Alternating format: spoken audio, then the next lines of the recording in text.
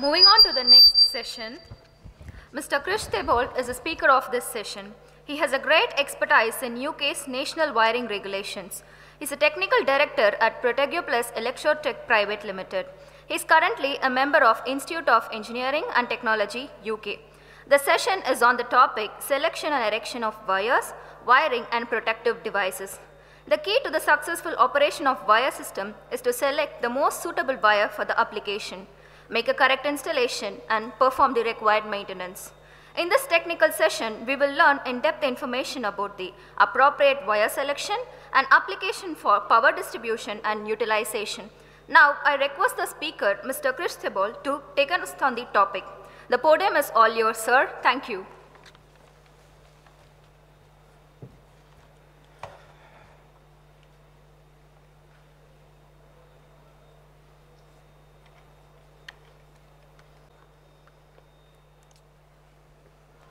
Okay, hi, morning everyone.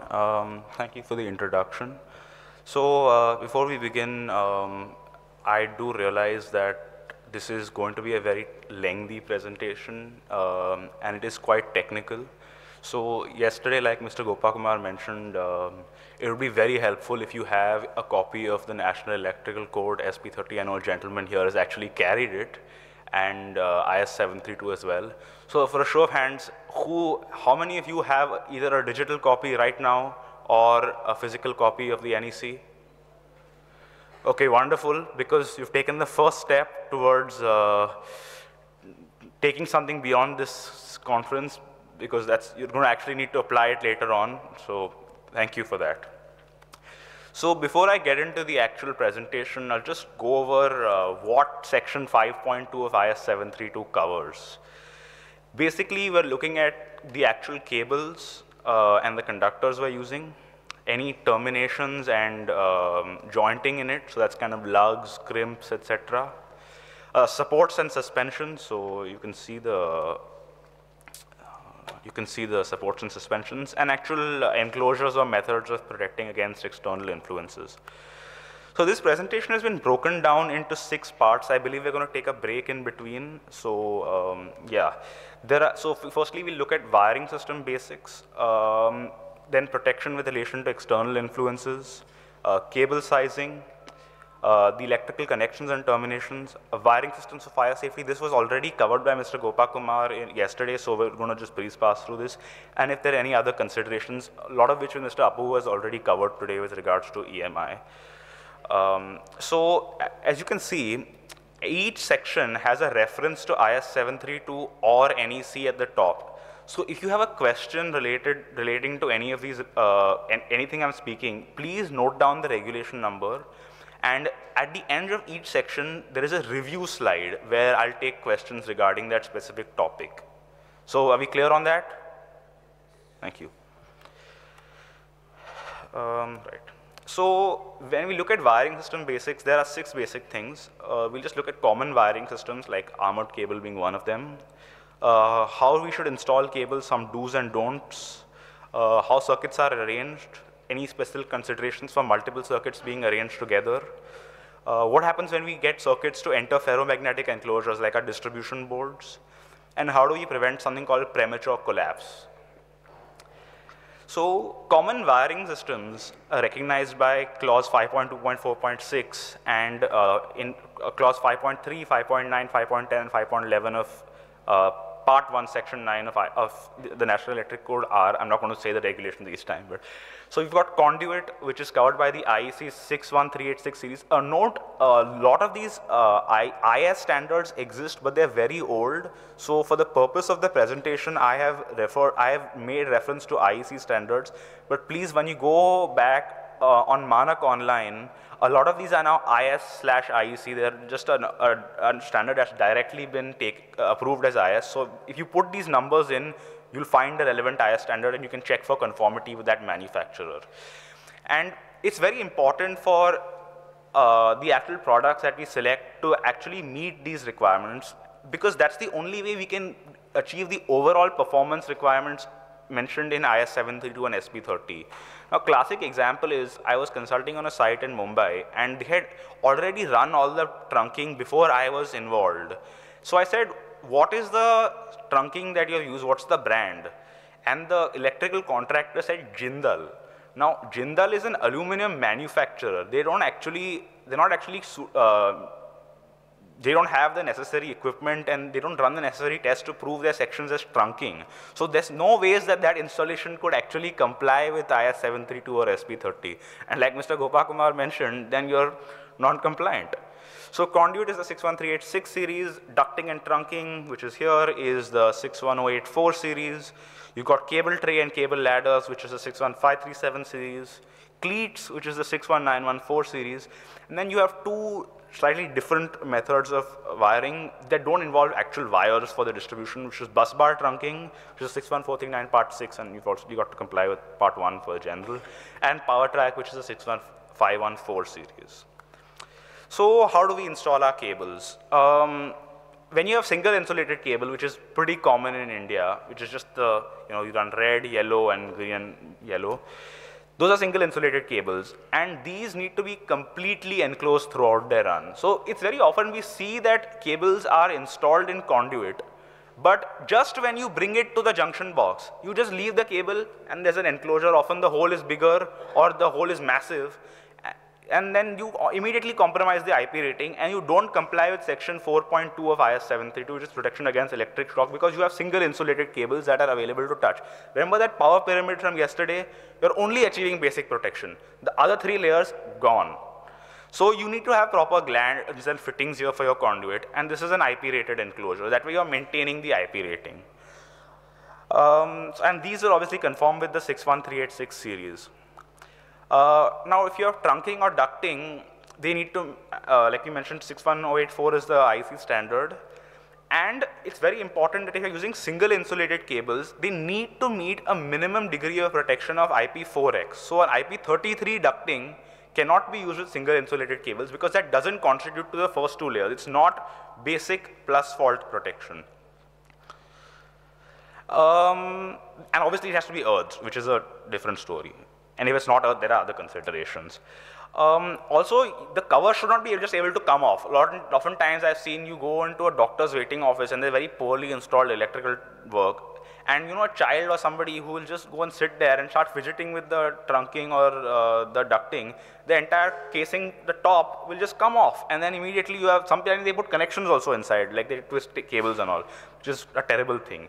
So this should only be removed by a means of a tool or a very deliberate action. Like in the case of trunking, you snap it upwards and pull it out. So things like the using of glands, bushing are very important topics. In fact, I had met with a very large manufacturer of steel conduit, and they said, we don't manufacture bushing. So I said, how are you going to then terminate your steel conduit inside an enclosure? Just leave it there? You need a brass bush to go inside and then have a coupler connect to it. That's the only way you can maintain the IP rating. Now, circuit arrangements. How many of you guys have seen line, neutral, and earth conductors run through separate conduits for the same circuit? No, not a lot. Well, I do, some of you have. So I do quite a lot of work with domestics, and a lot of high net worth individuals have this problem. I was at a site in Hyderabad. The electrician ran the line and neutral through the conduit and then forgot about the earth. Something happened, his audio-visual equipment worth some couple lakhs blew up, and he said, no, we need earthing. So what did he do? On the wall, he took some tape and he taped an earth cable. It was red color also, which is a complete wrong, but the biggest thing is they run through separate systems. Now, junction boxes, very often they just tape the connectors together, leave it in the trunking. No. A junction box has to comply with the relevant IEC standard 60670, and part 22 is the requirement for connecting assemblies, because the standard covers a lot of other enclosures. Then, if a junction box has 2 or more circuits of different phases, there should be no possibility of confusion. This is a should, by the way, it's a recommendation from my side.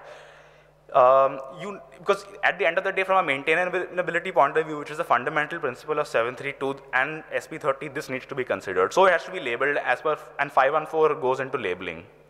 Don'ts. Please do not distribute the conductors or different systems. And very important, this was something that was shared in the NFE group, is a final circuit shall not share neutrals. Okay?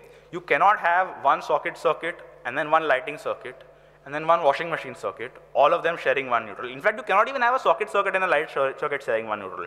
Line and neutral for each circuit have to be separate, and in most situations, even the earth conductor has to be run separately from a single point of earthing.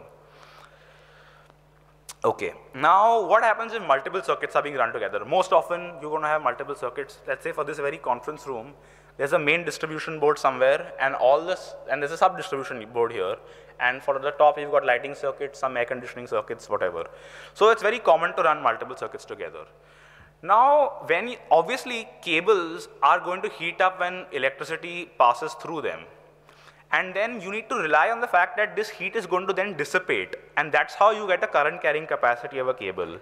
But if you have multiple cables grouped together, like in this image, obviously, do all of you agree that there's going to be a thermal effect of this? Yes? Exactly, which is why Annex S of IS 732 and part of Section 9 in SP 30 goes into derating factors. So if you're running multiple cables together, let's say 2 circuits, 3 circuits, you're going to have to use a reduced current carrying capacity. We'll go into the factors slightly later on in the presentation. Additionally, if a cable has more than 3 loaded cores, so again, when it comes to harmonics, there was a gentleman on the NFE group who was saying that let us use a 5-core cable and let's have 2 neutral conductors. Not a very conventional idea, but I'm not saying that it is wrong. Maybe from other points of view, it is not a very good, it is probably even non-compliant. But if you're going to do that, you need to realize that then 5 conductors are going to have current flowing through them. And as per Annex S and IS 694, IS 7098, all these standards give current carrying capacity for 3 loaded conductors for 3-phase, because they are assuming the neutral will carry no current, and 2 loaded conductors for single-phase cable. So again, you have to derate. In the case of 5 conductors, the factor is 0.72. So 0.72. So only 72% of the current carrying capacity can be utilized. Also, for some reason, it's a control circuit. You will run multiple cores in one cable. Let's say 11 core or 14 core. Then obviously, and you have voltages of different bands for these circuits, then the cables must be insulated for the highest voltage. And there should be a single isolating device to cut off supply to all the cores in that cable, because from a maintainability point of view, that is otherwise a hazard to your technicians. Ferromagnetic enclosures. Now this is an interesting one. We've all seen the meter board, we've all seen distribution boards and things like this where you have cable entering through. I'm sure we have, right? But did you know that if this is actually an image that a friend of mine, David Watts in the UK, shared. You've got 2 parallel conductors for L1, L2, and L3. And between L1, L2, and L3, there is a ferromagnetic enclosure. And see what's happening there. Is it visible to all? It's heating up. That's the eddy currents. Basic stuff we learned in college, right? So if they enter, all the conductors, line 1, line 2, line 3, and neutral, and protective earth must enter through a single cavity. And they must only be collectively surrounded by such material. Otherwise, you're going to have eddy currents. And if you have steel cable cleats, you cannot use these on single core cables, because again, eddy currents. Additionally, if you have single core armored cable, you have to use aluminum armored cable, because aluminum is not ferromagnetic, unlike steel, so this consideration is not a problem. And if it's a specialist application and you need to gland through multiple cables, you can simply use an aluminum gland plate, as then this is no longer a concern. Premature collapse is an interesting one, because per se it is not mentioned in 732. But if we look at 5.2.4.10 and the fundamental principles, which is that this wiring system shall be safe and not cause harm to any individual, we should ensure that the wiring system A must not be liable to premature collapse in case of a fire, and B should not collapse simply due to the weight of the cables itself. So this is an image that a friend of mine, Paul Meenan, has shared. Can you see what's happened there? The entire system has collapsed. Now, how many of you guys have installed screws on plastic wall plugs? I'm guilty here as well. Huh? How many of you guys have done that? Screws on plastic wall plugs, one person? Come on, I'm sure more of you guys have. Yeah, no, thank you. This is completely inadequate from a premature collapse point of view. Plastic is a flammable material, and in a fire condition, plastic will melt and this will happen. As such, there is no IS or IEC standard for premature collapse yet. People are working. This is still in progress through a BS standard. But the basic idea is that an ETA approved anchor, such as a steel anchor, and so you get steel anchors and then you have ETA approved anchors should be used. And cast iron cable cleats, etc., complying with 61914 are a good idea. Usually the manufacturer will say that this can withstand excursion to 1000 degrees Celsius for 2 hours. That way we meet this requirement.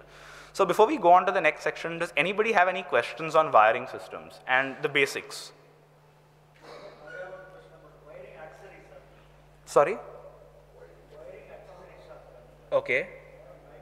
Wiring accessories we'll get into a little ahead. So if you don't mind waiting, that comes in your connecting bits.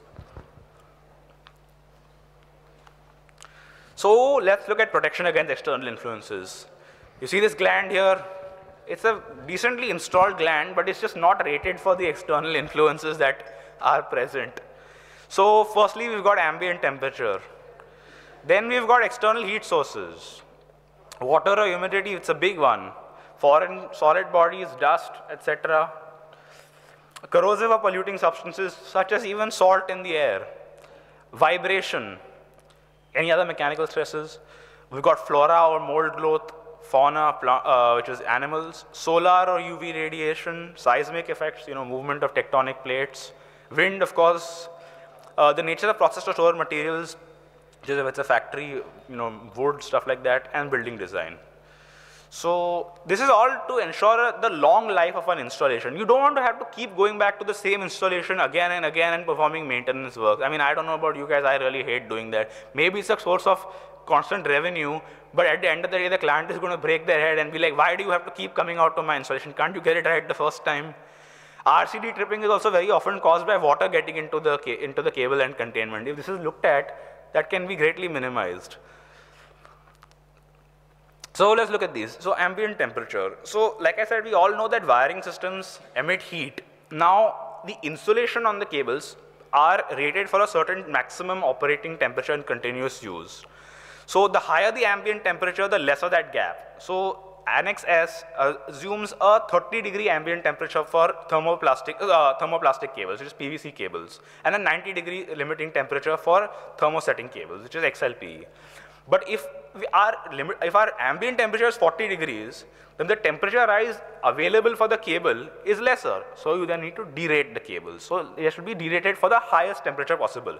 So let's say we are doing an installation in an area that can get hot in the summer and can get cold in the winter.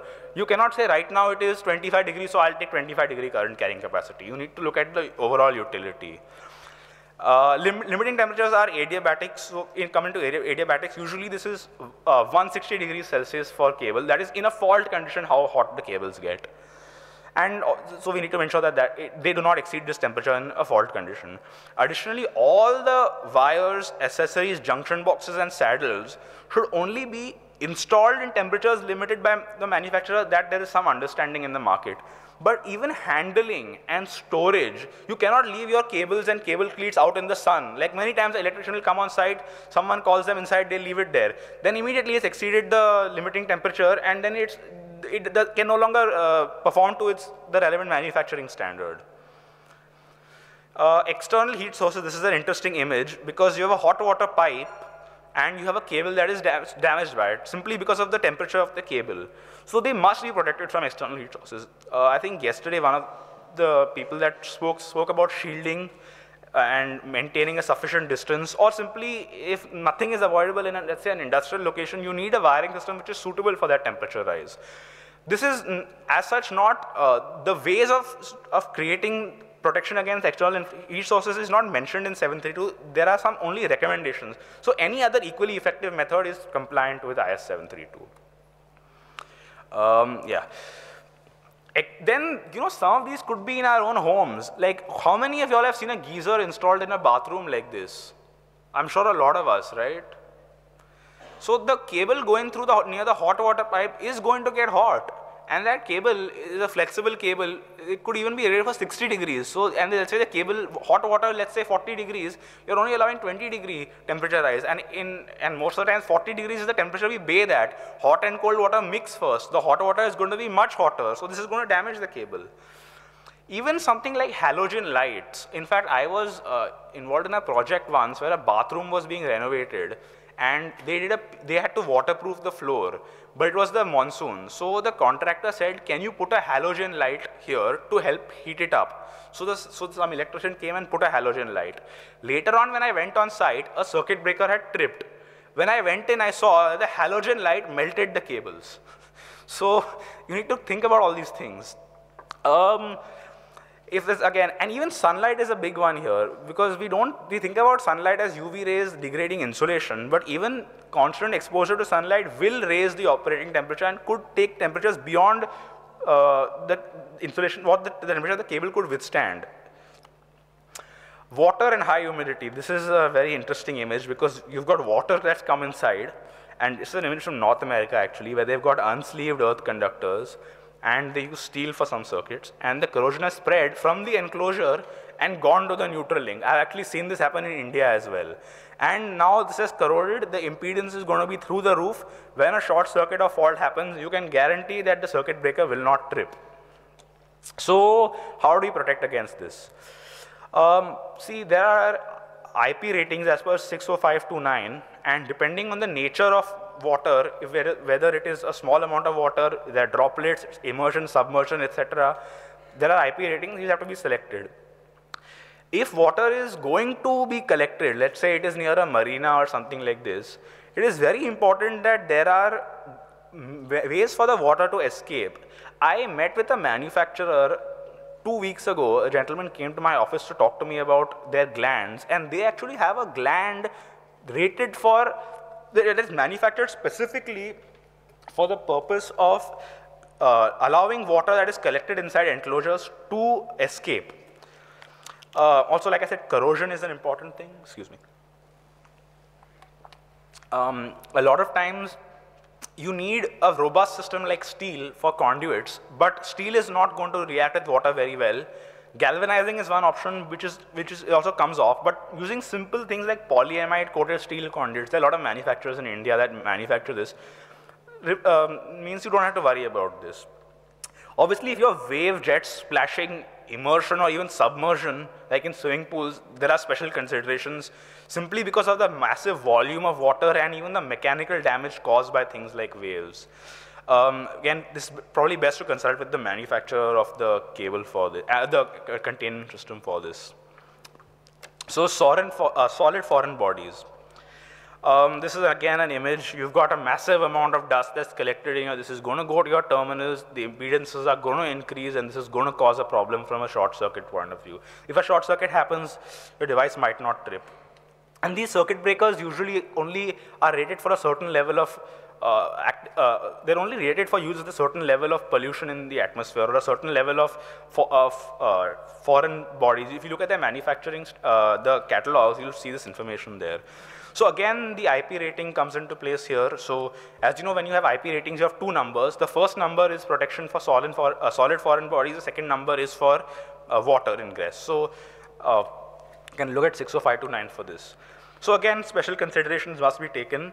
Again, if the dust is going to accumulate, and this is going to then limit heat dissipation. Say you have a vent, and the dust accumulates in the vent of the panel. As yesterday, a gentleman spoke about panels overheating.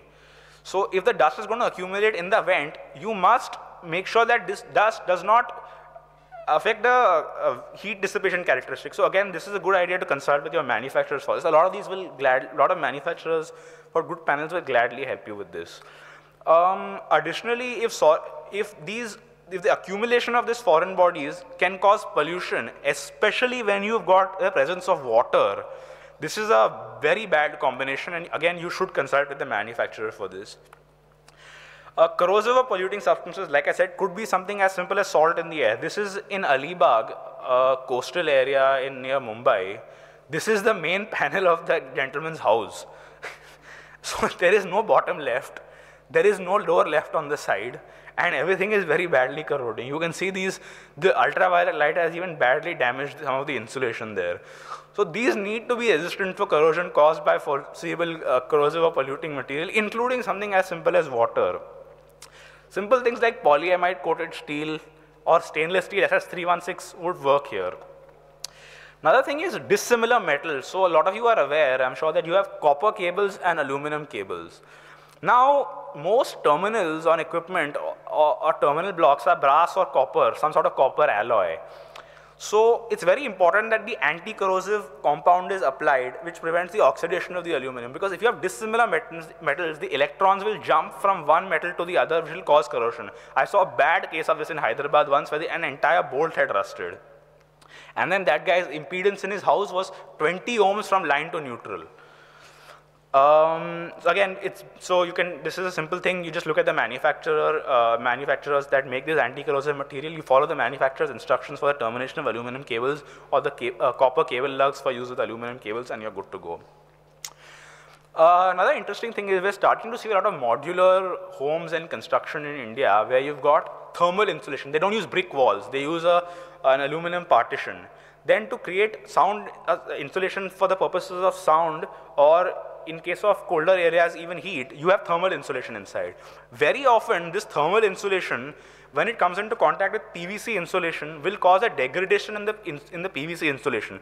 Then your insulation resistance goes down, and as you know, that's cause for concern. Impact. So this is actually an unfortunate incident where I was there. An electrician drilled through a cable, and fortunately there was a circuit breaker that was tested and everything was fine, so no actual hazard occurred because of it. But you can see what drilling through a cable does. It completely destroys the cable. It was also fortunately an accessible cable, so you could pull it out without any problem. So impact, penetration, or even tension, and especially during storage as well, is an important consideration. Now IEC 62262 and 60668 part 2 subpart 75 actually talk about something called IK ratings, similar to IP ratings. These are containment or conduit rated for a certain resistance to impact under specified test conditions. So if we know that impact is going to be an issue, it is always preferable to use a system that is rated for, that has IK performance ratings. Or additional local protective measures may be used. I'll show you here in the next slide. So this is a very common arrangement, again, these modular homes where you've got wooden or aluminum panels, and you've got a floor here and a roof. This is your roof, this is your gypsum from the previous floor, and this is your current floor. So here you have a metal pipe that is put, an earth metallic conduit to 61386 part 21. And then, or you have to make the hole 50 millimeters from the top or the bottom. Again, assuring the structural integrity is not affected. Or you can use a metal plate like this that will prevent damage. So this may be achieved by using an earth metallic conduit. It can be achieved by using earth metallic trunking. So 61084 part 2 part 1 is for trunking in ducts for walls and ceilings, and 61084 part 2 is for trunking and ducting in floors. Or the cable could be part of a cell or Pell circuit. This is again a may, so this risk must be considered. Or if you just use an RCD for concealed cables, this risk is also much lower. Vibration. Please do not take this image as an example of how to earth systems. This is very poorly protected against water and dust. But the reason I showed this image was for the coil of cables. Very often when you have things in areas that are prone to vibration, especially due to machinery, or even if it's an RCC, you have wiring concealed in an RCC, this is going to be liable to vibration. By coiling the cable like this, it gives the system flexibility to withstand these vibrations. And especially for medium or severe or high vibrations, this must be considered. And if you remember from yesterday, must be considered means you have to do it or take a protective measure you have to find another equivalent protective measure that gives the same degree of safety. Now, flexible cables may need to be used in applications like this, and only in applications like this, because let's say you have a suspended luminaire, say a hanging light, you cannot use a rigid cable. That thing is not going to be able to withstand the movement due to the air. This is an interesting one, mechanical stresses. So, when you pull cable through conduit and when you bend cable as part of an installation, there is actually a radius of bend that the manufacturer allows. So, if you look at this image here, when you bend a cable, the internal turn is compressed and the external turn goes through tension. So obviously there is a big mechanical stress here. So usually the manufacturer will provide a maximum bending radius, and the radius is calculated as, if this is the diameter, a multiple of the diameter is the radius of the circle you are allowed to bend by. So, and if the information is not presented, you should probably find another manufacturer, or For cables less than or equal to 10 millimeter, the bending factor is 3, 10 to 10, this should be 10 to 25, sorry. It is 4, and 25 onwards it is 6. And this applies for containment as well as just clip direct. Now, every cable, conductor, and terminations need to be supported by adequate mechanical and electrical equipment. So usually your M&E manufacturer will give you, do a load calculation for you free of cost. I know Hilti does one. And it needs to be considered that there should be no damage by their own weight. Additionally, if you have single core cables that are being run that are greater than 50 square millimeters, depending on some applications, due to a short circuit happening, there are some electrodynamic forces that are in these conductors, and they will have a mechanical, you can see the mechanical effect of that. So the M&E equipment has to be rated for withstanding that as well. Now, how many of you all have seen conduit and trunking with cables shoved through them? Tons of cables. Not a lot of you. Well, you're lucky maybe. I've seen a lot of these. I've seen 12 cables drawn through a 20 mm conduit. When you open it up, inside is completely destroyed. So as a rule of thumb, for conduit with multiple cables, only 40% of the internal cross-sectional area shall be filled. And for ducting, it is 45. There is further guidance on this in section 9, part 1 of SP30, clause 5.4.9, which allows slightly greater, you can fill the conduit and ducting to slightly greater percentages depending on the type of cable. Please refer to that. So we went through this, and by the way, these are only valid for straight runs of less than 3 millimeters with no bend. The moment you introduce a bend, from a pulling point of view, you are introducing further mechanical stresses. So then you need to look at the manufacturer information. They will usually provide this. Now, other mechanical stresses, there are more. So if you have a wiring system that penetrates a load-bearing element, such as a column or beam, firstly, you must make sure you can do that. So you must consult with a civil engineer or other competent person. And then even just inside walls, the ducting and conduit systems need to be fully erected before you put the wiring through. I have not seen any electrician that actually does this. They all run the cable while they put the conduit and then they put it. The reason for this is A, you are more susceptible to mechanical damage when you do it together, and B, chalo, you put the cables inside and you're done. How are you going to contain maintenance if you want to make any additions, alterations? That cable is just not going to come out. So this wiring system, the conduit or ducting needs to be designed keeping in mind this maintainability and serviceability so that the installation is useful over its life. You can't break the thing again, you can't break open the floor and the wall to perform maintenance or additions. So that's quite important. And expansion joints, again, you need to make sure that any stresses on the expansion joint, such as expansion or contraction, does not cause wiring damage to the system or even their terminations. Now, if you put wiring through a underground passage, you must make sure that, firstly, let's talk about soil. So you can see in the image here, you've got cables that are laid underground, and you need to put some sort of tape on top of it and then cover it up. The reason is, let's say there's further civil work or further some work by some utility provider. The moment they see this, they will realize, okay, we have cables underneath. Because a lot of times, these people are not going to have access to your drawings, and ideally they should, but if they don't have access to your drawings and show where the plans are, and plans that show where the cables are, this is a clear indicator that there's a cable underneath. Additionally, if you have underfloor systems in, say, a factory where you have a forklift operating, you need to make sure that it can withstand the impact of the forklift operating on top. You need to talk to the manufacturer about this. Additionally, if you're burying cables in the underground, in soil, you need to use a conduit or duct with an appropriate IP rating, and the enclosure of the duct or conduit needs to be able to act as a protective conductor, just like an armored cable, or you may use an armored cable instead. This is to provide fault protection. Flora mold growth is a big one. So this is an image of some underground cable, and the root of a tree has gone over and damaged the insulation, causing a fault. So you need to make sure that, either you maintain a suitable distance or you use a conduit or duct with special protective coating. Now, if this is a big external influence, let's say you are in an area with a lot of agricultural work and a lot of plants, then certain pest control and cleaning will be required. and it must be ensured that the chemicals used for this do not have a detrimental impact on the wiring system. Very often air conditioner people will come and they will use some chemical to scrub their air conditioners, and these will leak on the ducts and trunking.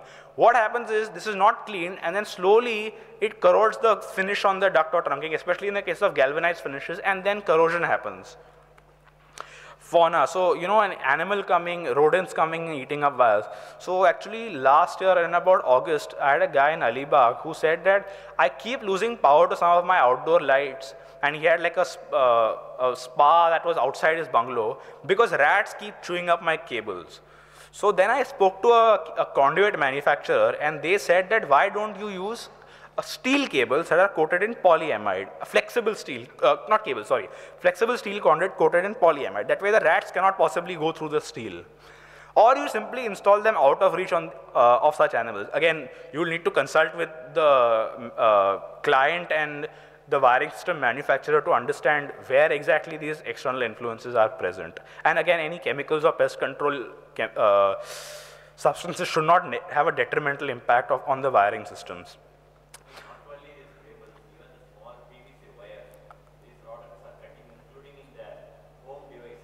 Oh yeah, absolutely. So how do you manage that?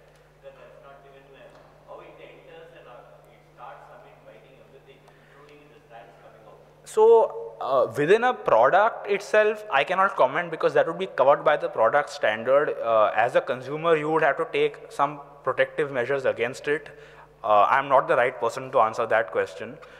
But see, the basic idea is that if cables are used anywhere in locations where this is a problem, you must take some protective measure against it, such as putting it in conduits. Like I said, for products, I am not the right person. Not this way, actually in the whole automobile, our car, bottom cars, wires are being cut, and the washing machine, the bottom wire, it's a wire, it's not a cable. There's like a thin wire, like 1.5, 2.5 square wires, right? So these are all the cuts and breaks it. So it is happening in our home appliances where these rodents enter some way, it enters and damages the wires. So are you talking about the cord that connects the appliance to the socket? Are you talking about internal wiring? I'm not the right person to speak about this because that comes under a product standard. So you need to talk to the manufacturer of the product then. It is a very valid concern, but it doesn't come under electrical installations.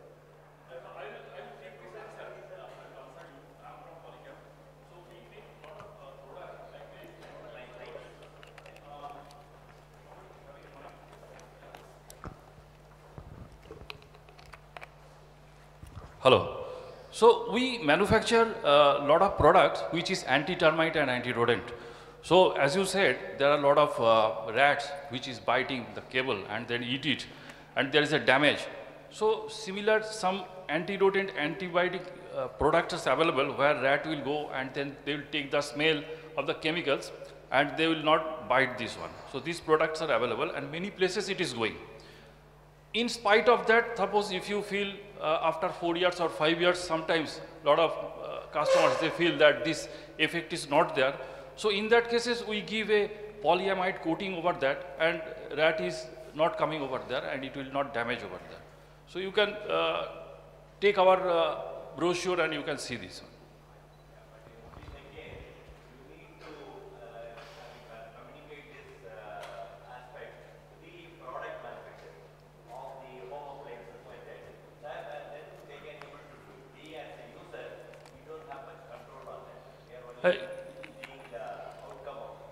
Yeah, it is done. Home appliance manufacturer like LG, Samsung, then Dixon's.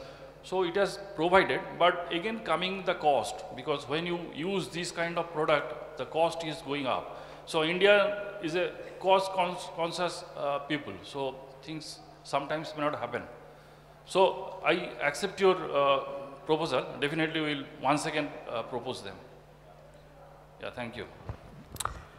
Right. So, so now you've got solar and UV radiation. A lot of you guys, I'm sure, have worked with transformers, and you can see this is what happens when a cable not rated for UV is exposed to the sunlight or any other UV radiation. The insulation is completely cracked, and it is completely, the cable is completely rendered unusable.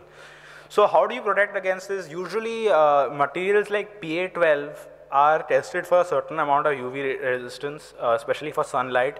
Just use cables that are covered in PA12 or conduit that is covered in PA12. Manufacturers that make this are there. I'm sure Polycab also has UV resistant cables. Now, if there are other sources of UV radiation that pertain to particular manufacturing processes, then shielding or other measures are required, and obviously you will need to consult with the client and manufacturer. That is outside the scope of 732 and SP30.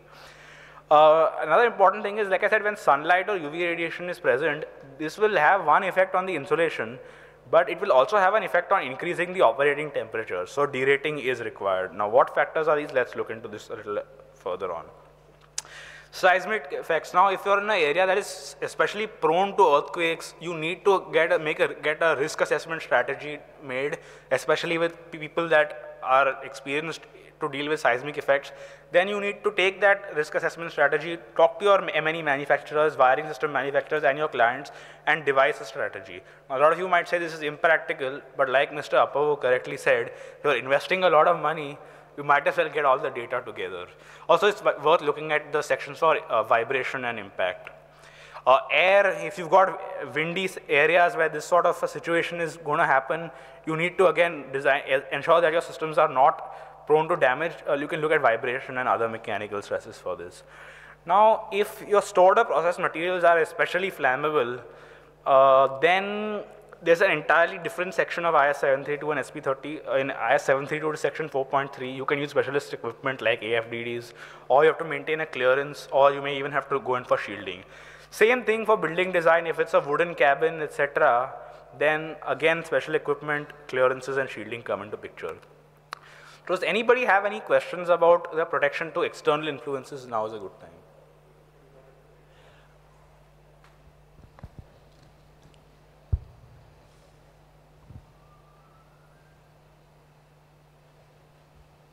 Okay, so if anybody doesn't, so we're going to take a break right now, and after that we'll look at the other sections, and I believe a sponsor is also going to speak in between. Thank you.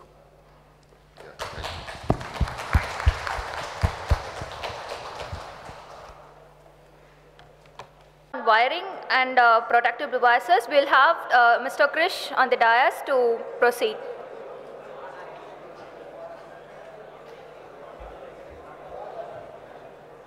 Hi, if you could please take your seats. We'll be looking at cable sizing, going through some mock calculations as well, and we'll even delve into harmonics a bit. So if you could please take your seats. Hello, kindly take your seats, please. Hello, the session is starting. Kindly take your seats.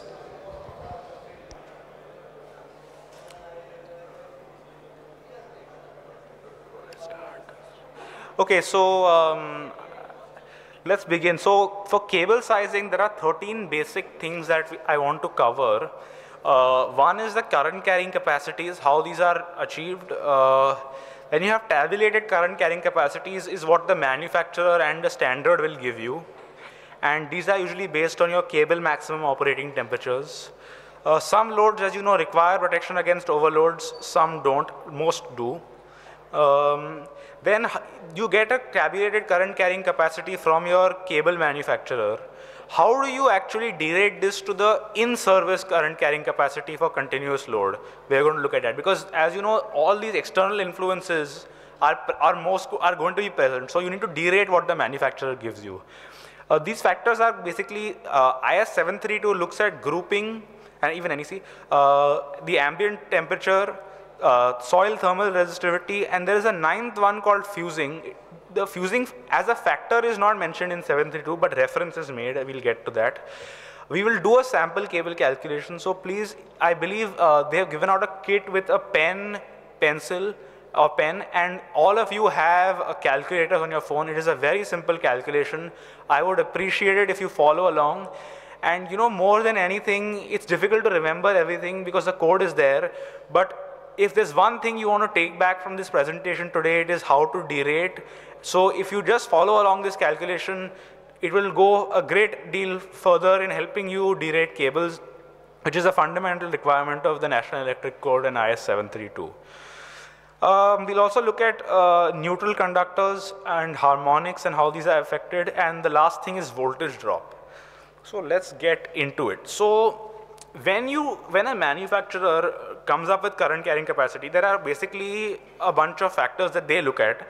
But even when they give you a current carrying capacity table, and we look at an example from Polycal later on, this is based on the type of insulation, and they give you multiple values, and you have to select it based on the type of insulation. Is it XLP, PVC, and what the conductor maximum operating temperature is. How the cable is installed, because you install a cable clipped on the wall or in free air versus you have a cable in an underground duct. The current carrying capacities for these cables are going to be completely different simply because of the heat dissipation possible that is available.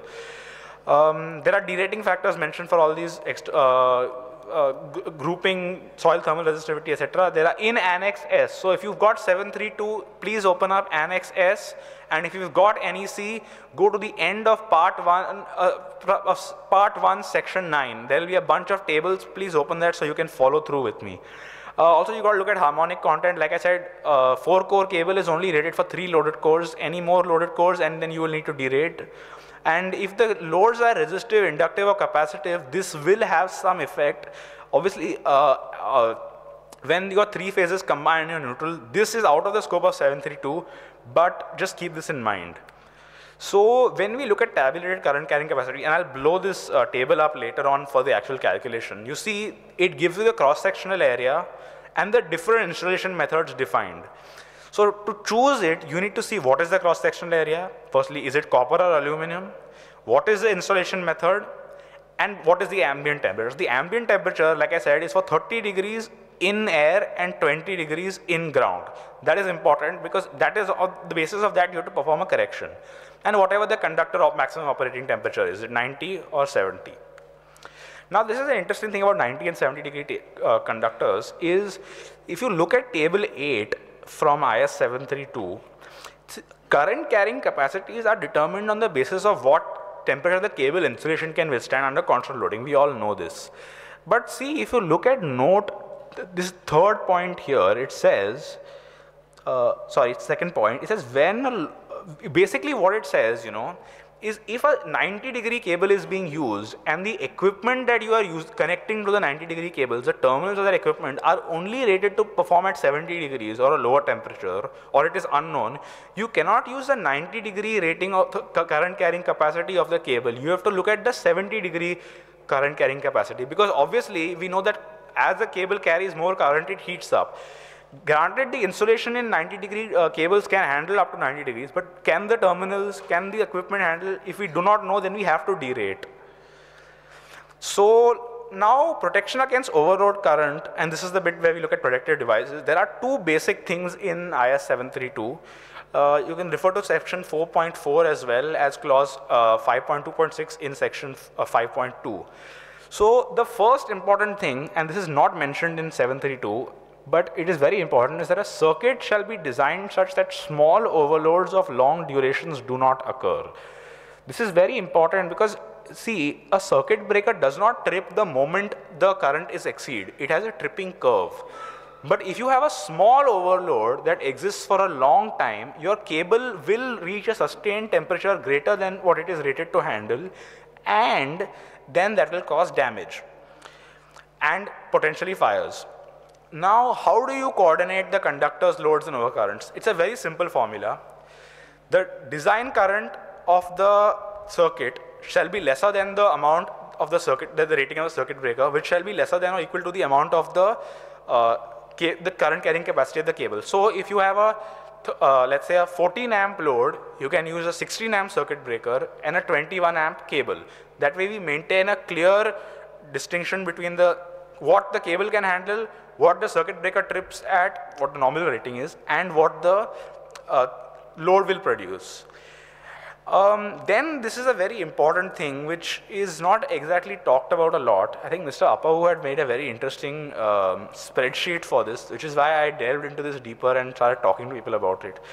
See, there is something called I2, which is defined in all the product standards for overcurrent protected devices. This is what current the circuit breaker will trip at a given time for overload. We're not talking about your BCDs, overcurrent, short circuit or fault trippings. We're talking about in an overload what the circuit breakers will trip at.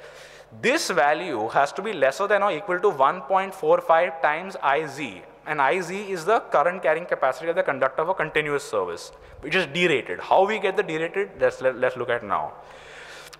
So the very simple formula is the derated value is a tabulated current carrying capacity multiplied by the grouping factor, multiplied by the ambient temperature correction factor, multiplied by the soil thermal resistivity factor, multiplied by the fusing factor. It's a very simple multiplication. See, these values are in either are usually less than 1. So if you take the current carrying capacity and you multiply it by a value less than 1, you will get a smaller value. That is how the deration works. So, and this is the IT is either from the manufacturer or from Annex S. And like I mentioned, these are the grouping factors. Now the fusing factor is an interesting factor because, as I mentioned previously, this regulation has to be complied with. Now, if you assume a worst case scenario where IZ is equal to IN, the IN is going to be what we have to consider for the fusing. So if I2 has to be lesser than or equal to 1.45 times IN, any circuit breaker or overcurrent protection device, mainly these are fuses where this issue happens, that has a fusing factor greater than 1.45, we need to then apply a correction factor. How we'll get into. So grouping, firstly, like I said, multiple circuits together, increased heat is much more difficult for the heat to dissipate. But please note the grouping factors only have to be applied for cables that are loaded to more than 30%. Because if the cables are not loaded to more than 30%, there is no appreciable thermal strain that is going to have an effect on the other cables. But now you might say that a socket circuit will have barely any load, so we can say less than 30%. That is not true because a socket circuit is open-ended. You can connect any device, any appliance. Only when you know that a circuit cannot go above a certain load under normal conditions, such as a lighting circuit with only lighting connected to it, then can you apply this. Then can you not consider grouping. Also, these factors are for equally loaded cables. For cables of different loadings, please refer to Annex S and IEC 60287. Now, ambient temperature. So again, what is the most onerous ambient temperature in the condition? If it gets cold in the winter and hot in the summer, you have to take the hotter temperature. Again, ambient temperature correction factors are different for the different types of insulation. PVC and XLPA will have a different correction factor, and mineral insulated cables will have a different correction factor. Also, so there's that. And the insulation reference method, of course. Is it in the air? This is a separate table for this is in air, a separate table for in the soil. Again, soil thermal resistivity. If the cable is buried in the soil, IS 732 and SP30 only consider thermal resistivities up to 2.5 degree Kelvin per meters per watt. So this is quite important because if we do a soil thermal resistivity study, usually these are given by area what a soil thermal resistivity is. If basically soil thermal resistivity is the ability of the soil to dissipate heat. If the soil has very high thermal resistance, the cable will be able to dissipate heat into the environment slower, hence the cable has to be derated. And also the deeper you go, these change. So this table only covers buried depths up to 0.8. IEC 60287 goes further into this. Now the interesting one, fusing factor. See, this is a table that I have put together looking at all the various product standards as to what the tripping currents and the non-tripping currents are. See, for 60898 circuit breakers, it is 1.45. So most of the time people forget about that 1.45 because this is taken care of by default. But for HRC fuses, this is 1.6. And for KitKat fuses, your rewirable fuses, this is 1.9. So these will make a massive effect on the current carrying capacity of the cable. They have to be derated. So basically, how do you come up with these derating factors? See, you have to refer that to the product manufacturing standard or ask the manufacturer for what the conventional tripping current is. So since we are allowing fusing currents which are up to 1.4 times IN, as per 4.4.1 or 732, anything with a fusing factor over 1.5 has to have a correction factor applied. How do you get this correction factor? Simple. You take 1.45 and you divide by the fusing factor. So if for KitKat fuses, 1.45 divided by 1.9 is approximately 0.75. For HRC fuses, it's 1.45 times divided by 1.6, so 0.9, which means that if you are having a KitKat fuse, only 75% of that cable's current carrying capacity can be used, and if it's an HRC fuse, only 0.9% of the current carrying capacity can be used. Okay, now I really encourage you to follow along. This is a sample question. All you need to do is, I'll give you the formula, I'll show you the tables enlarged, just select a value and multiply them as per the formula. Is everybody clear on this? Okay. So let's just rearrange the formula firstly a little bit and let's make a couple assumptions. This is our original formula. Let's assume that worst case scenario, the IZ is equal to 16 amps, which is the rating of the cable. Let's just look at the question now. A 90-degree XLP cable complying to IS 7098 has to be buried in an underground duct at a depth of 0.7 meters. The surrounding soil has a thermal resistivity of 6 degree Kelvin per meter, 6 degree Kelvin meters per watt. The cable is laid along with 3 other cables which are equally loaded. The ambient temperature of the soil is 40 degrees and the cable will be protected by a 16 amp IS2086, which is a KitKat rewirable fuse. What is the minimum cross-sectional area of cable that can be used? So like I said, we'll rearrange the formula a little bit. If everybody could take a picture of this, or if they remember, great. I'll show you the values now. This is the value, the table for grouping. I'll give you 30 seconds. Please decide what rating factor you want to use.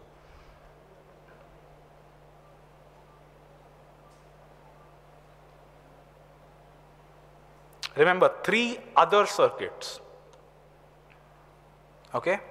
So if it's 3 other circuits, we're going. Has anybody thought of a value first, please? Nobody? Come on, I must be a really bad speaker for none of you to follow along. Anybody? Okay, maybe a little encouragement. So if 3 other loaded circuits are there, you have to use for 4, because that's the 4th one. How is it installed? It is method A to F, because method D is for embedded or enclosed in the underground duct. So we'll use 0.65.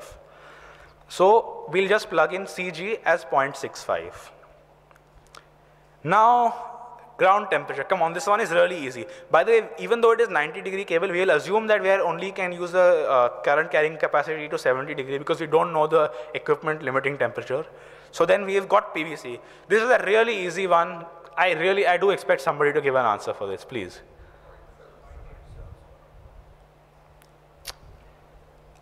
Thank you. So we'll plug in 0.77. Now thermal resistivity. Again, really easy one.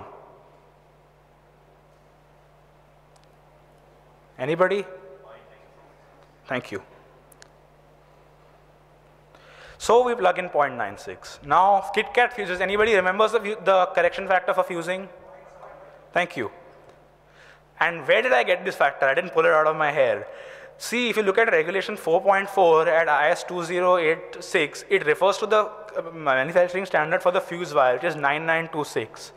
This mentions a non-fusing current of 1.6 and a fusing current of 1.9 times I delta IN with a 30-minute conventional trip time. So you plug in 0.75 and you get a cable that needs to carry more than 44.41 amps. So do you see how for a 16 amp protective device, a correctly sized cable as per the regulations has to carry 44.41 amps? Massive difference. You might say 16 amp cable, let's use 2.5 square millimeters. No, you need to consider all these factors. Now this is an easy one. The method is D1. Please, you know the current carrying capacity. What size of cable can be used? Minimum.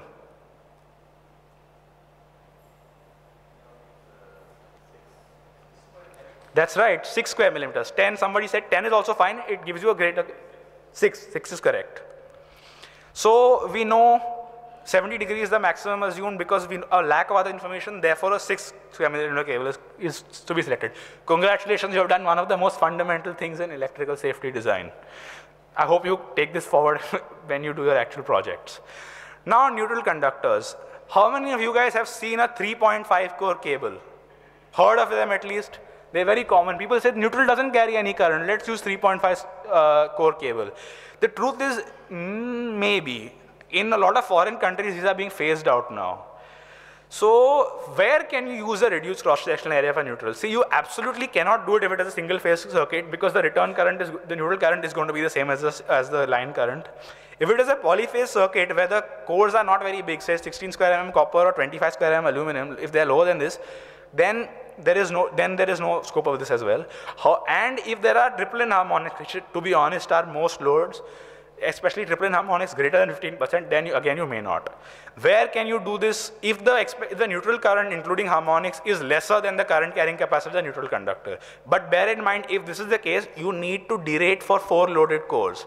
As per 60287, the rating factor is 0.86. So only 86% of the current carrying capacity can be used. Now, this is there. And it's very important, if you do use this reduced cross-sectional area neutral, you need to have a 4-pole protected device, and the 4th pole has to be rated accordingly. Remember IB, IN, IZ, you need to perform that calculation specifically for the neutral conductor. So a lot of devices, I know Hager and Eaton have protected devices where the 4th pole on the neutral allows you to set a reduced current for the tripping of just the neutral conductor, because this will only trip when the neutral conductor currents go over the current carrying capacity of the neutral conductor. Now harmonics. See, very often we are told that harmonics have an effect. The truth is that the significant one is third and odd multiples of the third harmonics, because these sum are neutral. Let me just go into this a little more. Sorry. See, when you have non-linear loads, basically electronic control and power supply units, their waveforms are not sinusoidal. And what happens is you have a further waveform that is superimposed, which is in multiples of the fundamental frequency. The fundamental frequency we all know is 50 Hertz. So this may be in multiples. So this say is happening. You can see this is is going through the full cycle. I think in this case, little more. It's definitely more than 2 times the fundamental frequency. So these now, if I have this in the red phase, this in the yellow phase, this in the blue phase, see what happens? The 3 phases cancel out. But what is happening in the neutral? It's conducting. And when you take the root mean square of this, you're getting a current. This has to be considered. Now, how do you consider this? See, usually equipment manufacturers will give you a THD percentage for their loads. So depending on the load, you will get a THD percentage. Now, because it's triple in harmonics, we just need to multiply the it by 3. So if let's say if the 15%, if it's 0 to 15%, then on a 100 amp load, then all we need to do is do 3 times 15 times IBL, which is 45 amperes. So that is going to be the neutral current. And in, let's say, up to 15%, we do not need to worry about making any additional allowances for the harmonics, because this is way within the current carrying capacity of the neutral. But this is where it starts getting interesting. See, if you have 15 to 33% triple in harmonics, then 45 to 99 amps, and see, you're reaching 99 amps for a 100 amp rated circuit. So then deration is required. All you do is you take the line current and you derate by 0.86, so 116 amps. Now, the neutral is going to carry 116 amps, where your line conductors are carrying 100 amps. So then you need to choose a cable rated for 116 amps. When you start seeing triple harmonic distortion over 33%, then you can no longer base your current carrying capacities on the line conductor. The IZ value that we chose has to be the neutral conductor load. How do we calculate that? Again, times 3. So if it's 33%, 99. If it's 45%, 135. And times 3 multiplied by 100. And again, you have to apply a 0.86 factor. Now, when you have greater than 45% triple harmonic distortion, there is no 0.86 factor applied. Can anybody think of why? Why is it that in a more onerous situation, technically more onerous situation, we are not applying a derating factor? Anybody? Okay, I'll give you the reason. It's because the neutral and the phases are going to be so oversized for the line conductors that the line conductor operating temperature is going to be nowhere near your neutral, near the maximum. Therefore, the effect of the heating can be not considered.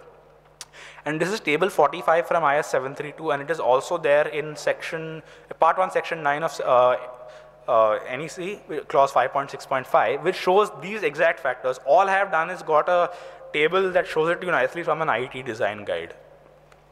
Now let's perform a simple triplet harmonics calculation, basic third grade multiplication. A 250 amp 3-phase load produces triplet harmonics of 40%. What 70-degree multi-core cable can be selected considering no further rating factors from table 23? Okay, so everybody remember the formula. You just do 3 times the harmonic distortion and you multiply it by the load current. So if you can pull out your phones, or if you're good with mental math, let's go. So this is the table, by the way. So have you done the calculation? Have any of you done the calculation? I'll show the question again. 40% triplet harmonic distortion, 250 amperes. Anybody? What's the current going to be in the neutral? Come on, simple math. You want me to break it down for you? I think some people are working on it on their phones. How many amps does the cable have to carry? 300, thank you. So what's the cable we're going to choose? Installation method, what was the installation method? C. What is the cable that we'll choose? Thank you. Could you choose 150? It's close, right? Could we? Yes, no? Thank you. So yeah, just do 300 by 0.86. So, now you all forgot about something. What happened to the derating factor? 300 amps is the current, correct? But how many loaded conductors do we have? We have 4. So, we need to do a further deration. So, actually, we need a 240 amp cable, 240 square millimeter cable, because the 0.86 factor kicks in. So any further guidance on harmonics? You see, obviously harmonics are a big topic. They affect the cable ratings and overcurrent protection, but they also affect voltage drop. So there's a formula here from the IET design guide. This is obviously beyond the scope of 732 and SP30. So if you want, you can look at this. Usually software does this for you, and they will also affect equipment functioning. Now harmonics of the 5th and 7th, in multiples of the 5th and 7th frequency will also affect the line current. So you have to also choose a current carrying capacity that is derated. Again, this is beyond the scope of IS 732 and SP30. There are IEC standards for this. If you get no information from a supplier of the equipment on what the triplet harmonics content is, this is what you can assume. And remember, this is a general rule of thumb in absence of any information. 70 degree for televisions, computers and printers. So any circuits with this, you need to obviously do duration. If you have fluorescent lights, 30%. If you have variable speed drives, 15%. Now voltage drop is a very simple thing. The cables and conductors that we have going from our source to our loads do have some impedance. And as a result of it, some voltage will be lost. What we need to make sure is that the voltage that at the terminals of the equipment is not below the voltage required by the equipment for its safe functioning. And if this is not provided by so usually, you know, equipment will say 200 to 240 volts, or 200 to 250 volt is their range. If that information is not provided, then there's a simple thing as per table 47 of IS 732. If it's a public LV supply, you're allowed 3%. If it's any other use for lighting, and if it's any other use like power, you're allowed 5%. If it is a private LV supply, 6%, 8%. Remember, for 3-phase loads, the voltage drop is different. You have to do 400 or 415 volts times 3% or 5%. See, in a private supply, you have a very the voltage in a public supply. If you notice, the transformers are actually rated for 433 volts at the output. In a public supply, you might not have that. It might be putting 415 or such, which is why you make a greater allowance for voltage drop in a three-phase. It is purely an equipment-based thing. It should be uniform. See, at the end of the day, what matters is what the product needs to function. Only in absence of that information, we are going to look at this table. Any questions about cable sizings, then we'll come to the topic of terminations.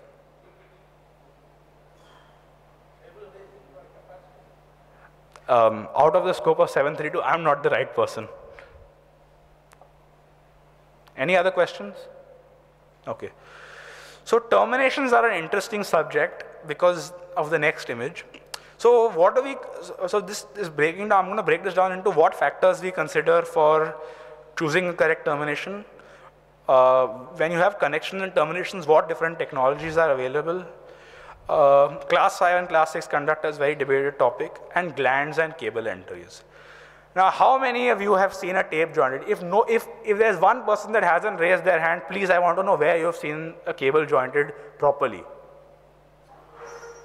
You've seen a cable jointed properly? Oh, you have? Well, then you're one of the very few people that has actually seen one.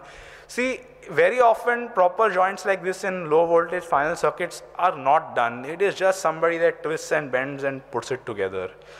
How do we decide what connection, what gland to use? Is the conductor material and insulation. See, if it's a 90-degree cable, then the connector has to be rated. Now, I know Vago makes connectors that can take cables up to 105 degrees. So that is adequate.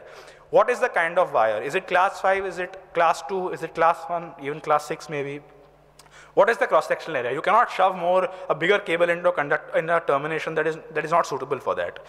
If you're doing parallel connections, how many parallel connections can it handle? Connector emitted temperature will be correct. And locking arrangements, it needs to be robust for the environment. It should not just come out and the cable should not be loose. Now, how that is, we'll get into. See, when connections are made, appropriate terminals need to be used, and these need to conform with their product standards. Like I said, to meet the performance requirements of 732 and NEC, you need to use products that conform to certain other product standards, so you can meet the overall product standard of performance. If you're using a terminal block, it has to comply with 60947-7, the requirements of. Screw terminals, like like the ones we saw earlier, need to comply with 60998-1 and 60998-2-1. 60998 is for connecting assemblies, 2-1 is for screws. Clamping or cage terminal ties like the Vago one has same standard 60998 part 1, but it for the specific to a clamping or cage clamp is part 2, subpart 2. And if you have a screw terminal, right, you need to make sure that the termination is done with a calibrated torque wrench or screwdriver like shown in the image. A very big problem, like somebody mentioned yesterday, is loose connections. But, so okay, you tighten it up, but something I want to talk about that is not very well known is over-tightened connections. If you over-tighten a connection, the force on the conductor will cause the conductor to snap, or worse, the terminal block to break. Then it will affect even other conductors. So please use a calibrated screwdriver. There are a lot of manufacturers that make this. It is a very common tool. And all these circuit breakers, right, even MCBs, even all these connecting devices will all say tightening torque 2 Newton meters, 1.2 Newton meters, whatever. Please follow these. Without doing this, all the money spent on your equipment is useless. Now, connection assemblies are an interesting topic because you cannot make a connection and just put it anywhere. See, firstly, the connection assembly has to be suitable for the external influences. And certain connection assemblies are only suitable for certain connection devices and vice versa. In the case of Vago terminals, if you want to achieve a maintenance-free status, then you need to use it with a junction box that it is certified by. So two brands, Vago and Visca, have actually certified their junction box and connectors for use each other. I was going to get a sample to show you, but getting that sample through airport security would have been a bit of a problem. Sorry? So now let's look at, again, 60670 part 22 is for connecting assemblies. So we'll look at that. That is what the product that you need to look at. Strain relief devices are important because say there is a strain on this cable, what is going to happen is the termination is going to get strained. So strain relay devices, sometimes they are built inside glands, sometimes they are not, need to be so that at the end of the day, when there's a strain on the cable, the termination is not affected. Obviously, the cable has to be built to withstand that strain. Now, very big thing in India is the use of class 5 conductors, 6 not so much. See, which is your flexible cables, they shall not be used for fixed wiring unless they are, and only unless they are required to, simply due to their application. And if they are used, you need to take precautions. One thing is you need to use a different current carrying capacity, like Mr. Gopakumar always says. Second thing is, when you put a flexible or fine stranded cable in a conductor, the cable, when there is force, will spread. Then you are not getting all the cross-sectional area. You are only getting some of the cross-sectional area, and that results in a hot point. How do you deal with this? If it is an MCB, if it is in a light switch or a socket, you need to use ferrules. Unfortunately, no IS or IEC standard exists for these ferrules. There are DIN standards, DIN 46228, and for these ferrules. You can get these in the market very easily. I believe even Dowell's, which is a polycap brand, makes these ferrules. If it is in a terminal, a screw terminal, you need a lug, and again the lug has to be crimped with the proper crimping tool, and the lug has to be rated for use with class 5 or class 6 conductors. Or in the case of Vago connectors or cage clamp connectors, now these are simply rated for class 5 or class 6 cables, so then no further precautions need to be taken. Cable entries, there was a gentleman that asked, have any of you all seen this tape joint and armored cable? Pathetic. This was in my own office. Before I got possession of the building, this was the gland. Needless to say, I replaced it with a proper gland. There is an IEC stand for metric threaded glands, but there is no IEC stand for the steel wire armor cables. BS6121 is there. A lot of manufacturers refer to that, make their products to that. There's also an EN standard for this, but see, generally speaking, 62444 is a good idea because it is metric threaded. But obviously, for steel wire armor, special glands need to be used, like 6121. Any reviews on connections and terminations? Any questions? Sorry? Yes. Yes. See, I can get back to you on this, but see, are you talking about washers on lugs and screw terminals?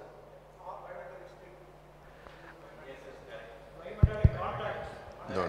Oh, yeah. Then you need to, see, I can find out the product standard for it, but importantly, if it is not built for that electrolytic corrosion, then the antioxidant has to be used. Product standard, I'll get back to you.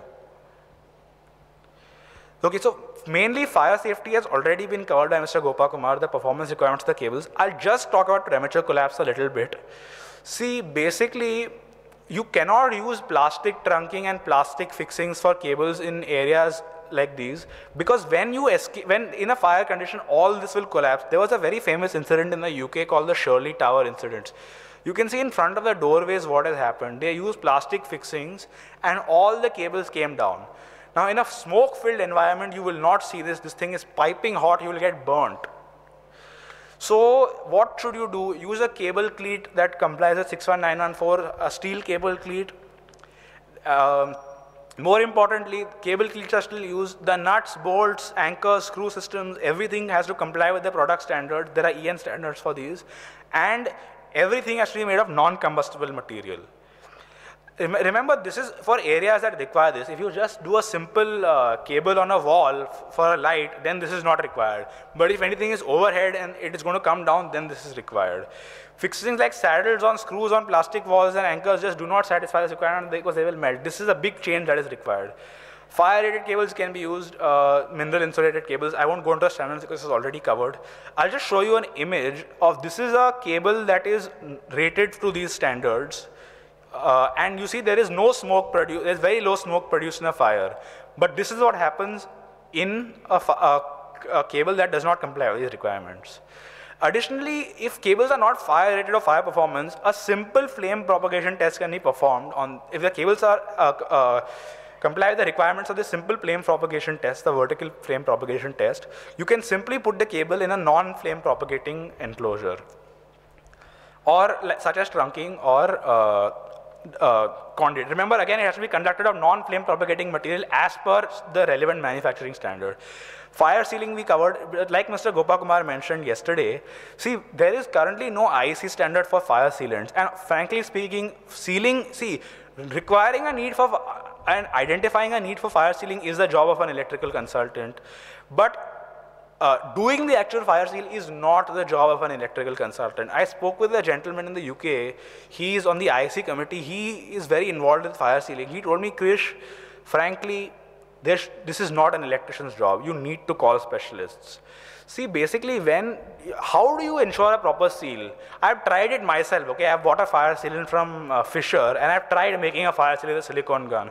I have experiences using silicone in bathrooms for water sealing, but I was unable to make a proper fire seal. And even if the seal is proper, the product has to be selected because A, it has to resist the flame and the products of combustion according to the same degree as the building element. It needs to have the same rating for the ingress of water and moisture. And like Mr. GK said yesterday, it should not have detrimental impact with the cable. Otherwise, you're going to have a degradation in insulation. And it also needs to allow thermal movement. When the cables get hot, they expand. When they're cold, they contract. And the mechanical damage due to a fire will also affect the fixings. The sealing, so if the fixings collapse or the fixings are weakened, the fire sealant should not break simply because of the weight of the cables coming there. Obviously not forever, for a rated time. Internal fire sealing is also an important thing because most containment measures like this have a cross-sectional area greater than 710 square millimeters. So internally also these have to be sealed, otherwise you seal from outside, great, the fire will spread from inside. There are exceptions to this. If the wiring system has a cross-sectional area lesser than 710 square millimeters, most conduit have a greater cross-sectional area, and the system is rated for IP33, and any terminations in that system are rated for IP33, only then can you not internally fire seal. So that's fire sealing. We're coming to the end of my presentation, so I'll just wrap up. Any questions for fire safety, fire sealing? Okay. Right. Mm-hmm.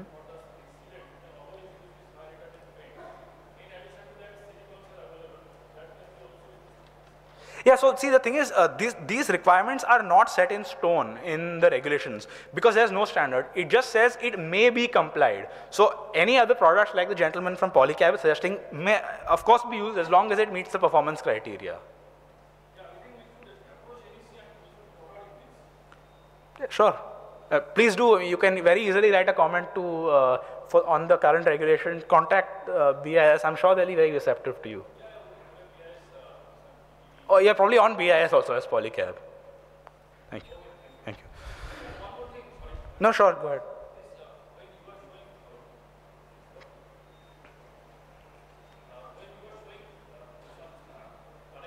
Yeah.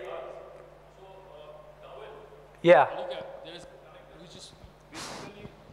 Especially used for this one, shaped conductor. Shaped conductor, yes, because that's, like I said, the shape of the conductor is very important. Because shaped conductor, many times problem is that when you use the connector or lug, so 100% surface to surface touching is not there. So this is specifically developed for the shaped conductor and can be used successfully. Yeah, that's a very good point because, you know, when I was looking at shaped conductors, and most armored cables are going to have shaped conductors, you cannot just use a traditional lug. Like he said, there's not going to be 100% surface to surface area conduction. So I know Dowels has a product, and that's a good product for this. Thank you.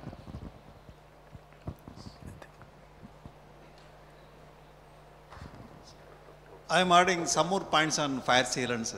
See, fire sealants, it is not only cable bunches. It is as a current carrying conductor with the cable tray also available. Moreover, fire sealants are available for the external wall and the ceiling as well as the internal partition wall. There are 5 types of fire sealant products are there actually. Depending upon the use, the intention actually, we can use that product. One more point actually, somebody asked me about this rad bite actually. Our fire sealant, especially ablative coating paint, it is not only fire protection paint, it is a material of chemical reactive product of polyol, polyether and isocyanide. it is not only fire resistant, it is anti-bite resistant also, rodent anti-bite resistant also. In addition to that, actually as far as pacifier production concerned, see, for protecting the emergency escape route, as well as the emergency lighting, cable bandages are available. Then metallic duct is available. The lightweight concrete ducts are available. These are all protecting the cable during fire accident. So many things are available. It will not affect the, actually its main intention is maintaining the structural integrity of the building. Sir, if it I is may, the main aim of the pacifier protection. is there a question or? It's not a question actually about the sealant, fire sealant you told me actually. He is Fire only sealant adding will value. affect the shaky of these cables you told me actually. Different fire sealants are available. Fire products, pacifier products are available. It can be able to retain the cable bunches there actually. We have called one product called Pyro Black. It can able, we will make a conduit. Gentlemen, please note that we are talking about certain conditions which is shown on the slides, the conditions of the IS 732 or the NEC, and we are trying to explain what is written in the standard. Very good. We are not talking about how many type of fire sealants are there, how many coatings are there. That is not the subject. We are trying to, the program is about NEC, what is written in NEC, how to read it. That's it. Very correct, sir. Yeah. Very correct. Yeah. One more thing actually, for pacifier No, we have sealant, so many other subjects to continue, and if we keep on discussion like this, you know, it won't end up. I'm just enlightening, sir. Actually, but one IS standard Correct. is You available. can do IS it 1245 probably. is If there. anybody wanted to ask about fire sealant, please contact him and you can get the information. Because, you know, let us not deviate from the subject. We are already late, almost 2 hours. Right, sir. Right, sir. Thank you. Right. Okay, so just one thing. So these other considerations are mainly for proximity to other services, mainly with regards to EMI and stuff like that, and separation distances. So I won't go into that. Just two things here is that if you have cables near service shafts, like if you can, you know, many air conditioner companies, when they send their service people in the same taped system, they'll put their refrigerant pipes and their cables. What is going to happen? The refrigerant pipes will get cool, water will condense, and that will cause deterioration of the insulation. This cannot be done. You have to maintain adequate separation. Last thing is maintainability. See, wiring systems need to be designed for maintainability. They need to be designed robustly so that you can make additions, alterations, etc. Please keep this in mind. You're not just banging it in and putting it there. You need to make sure it serves its useful life, and maintenance and additions can be all done. If you want to read any more, just please take a picture. These are great publications for this, and thank you.